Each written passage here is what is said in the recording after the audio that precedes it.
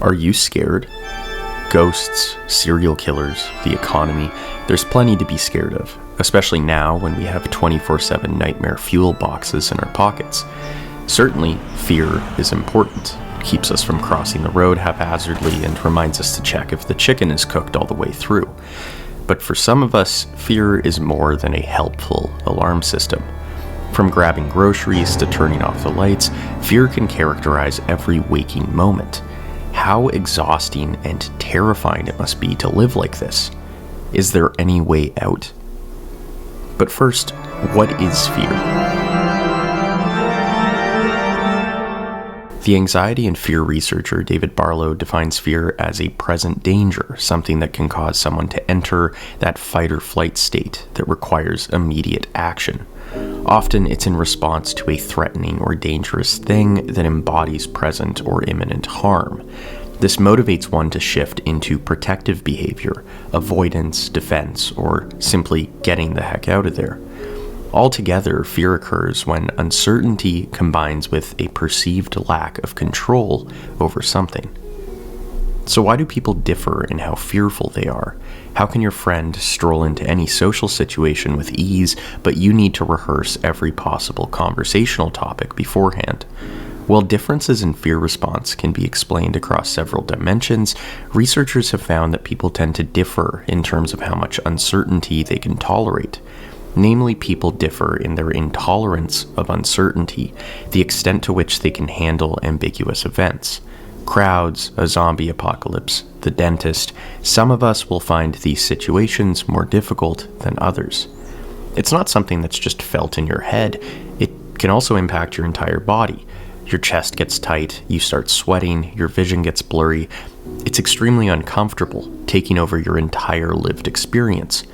Anybody that has experienced a panic attack can attest. Fear is an all-encompassing somatic state, a debilitating loss of bodily functions that carries with it the complementary benefits of social embarrassment and shame.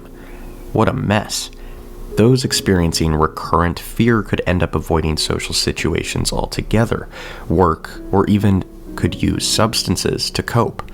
And this introduces the added risk of social isolation and addiction to add to the pile of suffering. Fear can get in the way of living a life that you want.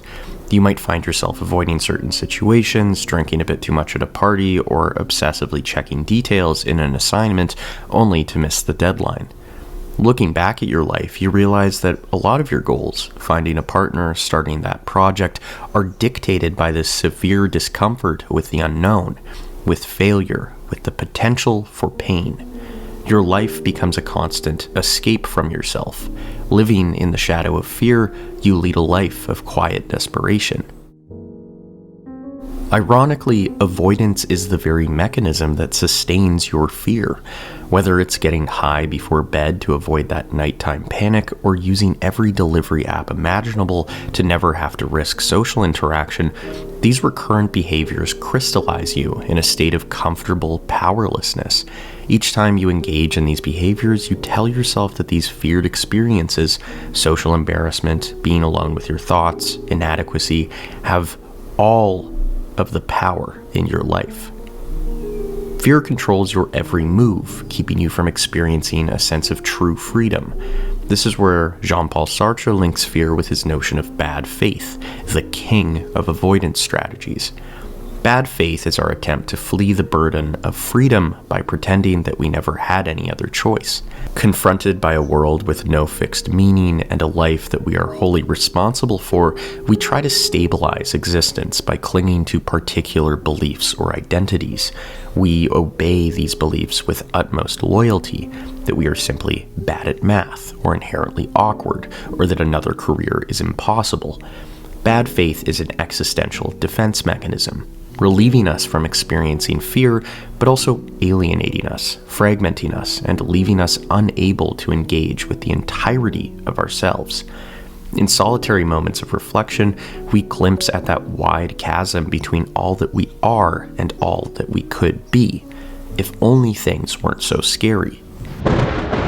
In the story of the Holy Grail, the knights happen upon a dark forest. The Holy Grail, often meant to symbolize a sort of spiritual completion or self-actualization, is an object of total integration.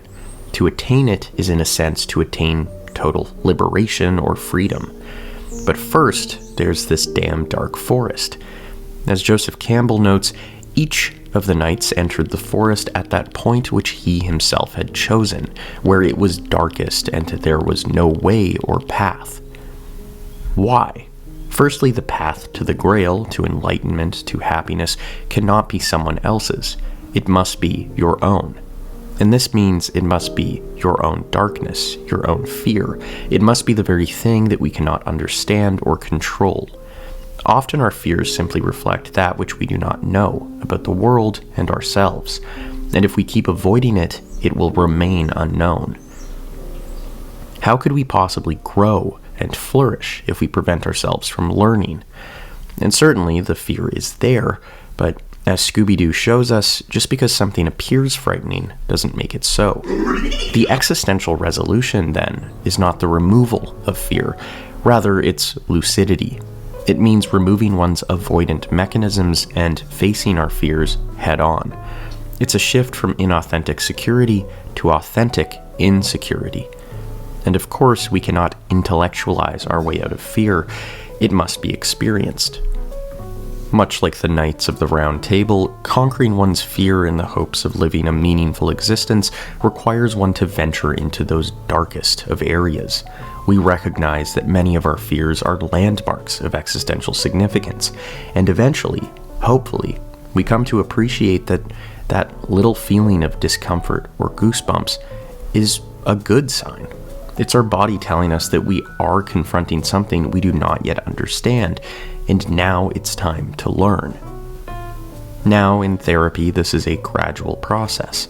The socially anxious might start with preparing a speech for their therapist and work their way up to speaking in front of a crowd. The germaphobe could start by picking up a tissue on the ground and work their way up to, licking toilet seats. The important part is going at your own pace. Choose something just slightly above your comfort level. Take notes and up the ante, more and more. At the end of the day, conquering our fears is less about the fear than it is about why we want to. What is your Holy Grail? What is that source of freedom or meaning that is just out of reach? Is it love, a great project, to feel good about oneself? The path into the forest is never gentle. It winds through shadows, thick with the scent of things buried and afraid. Yet if the journey is to mean anything, it must be towards something worth all of the terror.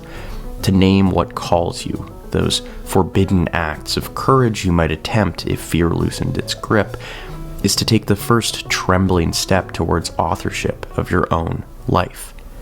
And that, I think, is worth any discomfort. Happy